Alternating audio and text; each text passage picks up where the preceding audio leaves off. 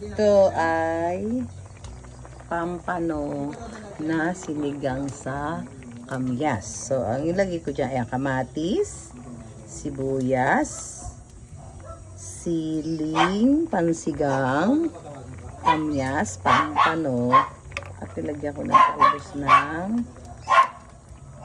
kangkong.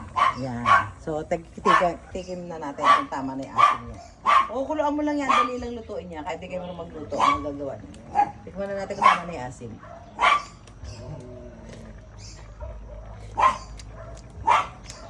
Ayos!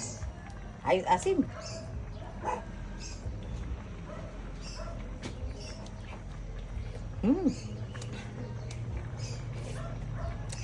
Asin! Happy lunch!